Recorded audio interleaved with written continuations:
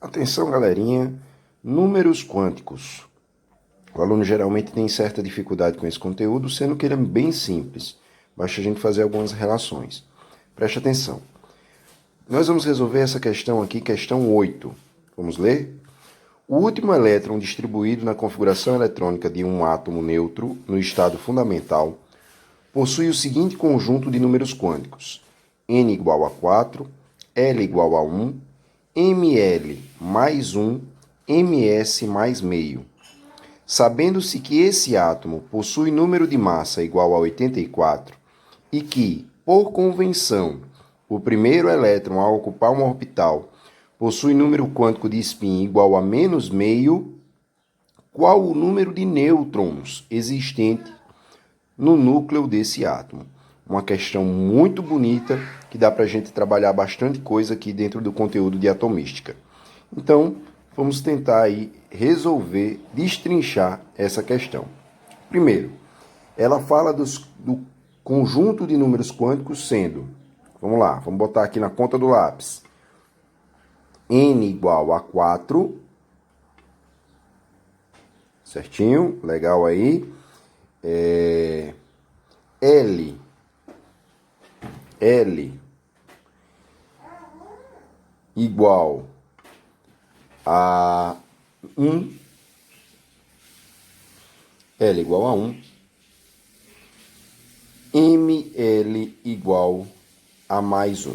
Eu vou fazer primeiro esses quatro aqui, esses dois primeiros aqui, certo? N igual a 4. O que N significa? N é o número quântico principal. A principal informação que ele nos dá é o tamanho do átomo e ele faz referência ao número de camadas. Então, como aqui está 4, isso quer dizer que esse elemento, a configuração eletrônica dele, o número de camadas que ele tem, vai até a quarta camada. Certinho? Vamos fazer aqui a distribuição eletrônica para a gente entender melhor? Então, vamos lá. Ó. 1s2, 2s2, 2p6, 3s2, 3p6, 4, e aí vamos parar por aqui. Esse 4 pode ser 4s, 4p, 4, não sei, porque o que ele está dizendo aqui é que vai até o 4. O L, ele faz referência ao subnível, de forma que, quando L for 0, o subnível é S. Quando L for 1, o subnível é P.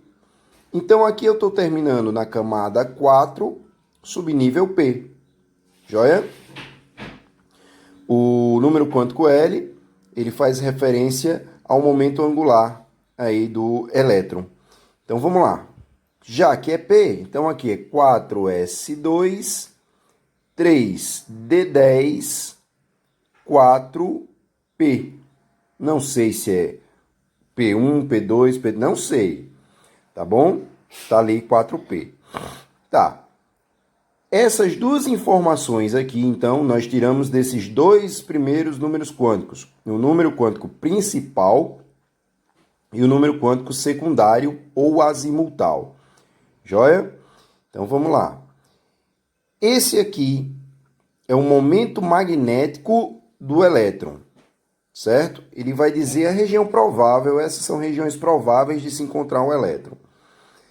Então, esse M aqui, nós podemos relacioná-lo com o número de orbitais, certo? Como nós estamos no subnível P, o subnível P, ele possui 3 orbitais, já que ele é helicoidal, né? E a gente fazendo aqui em 3D, ele possui aí, ó, 3 orbitais, certinho? P de X, P de Y, P de Z. Ok? O número quântico magnético a gente vai fazer aqui como uma distribuição no plano cartesiano. O meio é 0, origem, para a direita mais 1, para a esquerda menos 1. Então, o que esse número magnético está dizendo aqui é que o elétron está nesse orbital. Uma outra forma de sabermos a quantidade de orbitais é isso aqui, ó. Orbital igual 2 vezes L mais 1. Como L é 1, 2 vezes 1, 2 mais 1, 3 orbitais. 1, 2, 3 orbitais. De forma que, olha só, o orbital ele está dentro do subnível e o subnível dentro da camada. Assim que a gente vai construindo o átomo, certo?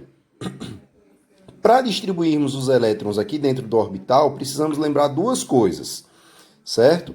Regra de Hund e princípio de exclusão de Pauling, ok? O elétron ele vai dar preferência aos orbitais desocupados, ok? E caso eu tenha que preencher o elétron aqui, então o que vai acontecer? Esse elétron ele vai ter um sentido diferente do outro. Luciano, por que isso acontece? Como os elétrons eles têm carga negativa com carga negativa se repelem. Eles iriam gastar muita energia para se manter no mesmo orbital. Então, é preferível que ele vá para um orbital desocupado. Assim ele fica mais confortável. Gasta menos energia, mais estabilidade. Mas caso ele tenha que ocupar o orbital já ocupado, ele vai ocupar em um sentido oposto, justamente para minimizar o efeito repulsivo, diminuindo a energia e aumentando a estabilidade. Aqui, nosso Ml é mais 1, então vou distribuir os elétrons. 1 elétron, 2, 3 elétrons. Eu poderia parar aqui ou poderia prosseguir e parar da mesma forma no mais 1. Quem vai indicar, então, se o meu elétron diferencial, se o meu último elétron, ele está no sentido anti-horário ou no sentido horário, é o quarto número magnético, que na questão ele está dizendo que é mais meio. Mais meio. Então, esse número de spin, justamente significando giro, anti-horário ou horário, ele está dizendo aqui que é mais meio. E está dizendo ainda uma outra informação importante. Ele diz assim, ó, o primeiro elétron a ocupar um orbital possui número quântico de spin igual a menos meio. Então, como o primeiro elétron que nós ocupamos aqui ele é menos meio, nós precisamos prosseguir. O próximo é horário. Então, vai ficar como? Olha só. Esse elétron, esse último elétron que eu estou colocando aqui, é agora o elétron de diferenciação. É esse elétron que tem esses 4 números quânticos aqui. E ele é mais meio devido à questão que está dizendo para a gente que ele é mais meio. A questão disse que o primeiro elétron a ocupar o orbital era menos meio. Como a nossa questão deu que o nosso elétron de diferenciação para esse átomo é menos meio, então ele está no sentido horário. Legal? Sendo assim, eu tenho 6 elétrons no subnível P. Então, venho aqui e coloco esses 6 elétrons. Bacana? Essa é a configuração eletrônica do nosso elemento. No entanto, essa não é a pergunta da questão. A pergunta da questão é: quantos nêutrons existem no núcleo desse átomo? Ele deu a massa desse átomo é igual a 84. Joia? O número de prótons, o número atômico, o número atômico, ele é igual ao número de elétrons, estando o átomo no estado fundamental. Quantos elétrons eu tenho? Vamos ver, ó. 36. Né, ó? 2, 4, 10. Eu estou somando aqui a quantidade de elétrons. 2 mais 2, 4, mais 6, 10, 12, 18, certo? 30, 36. Então, eu tenho 36 prótons, tenho 36 elétrons. Se eu quero saber a quantidade de nêutrons, basta que eu faça o seguinte: eu sei que a massa, ou o número de nucleons, né, de forma mais adequada, é o número atômico mais o número de nêutrons. Então, daqui eu tenho como saber o número de nêutrons, já que eu tenho esses dois dados aqui, ó.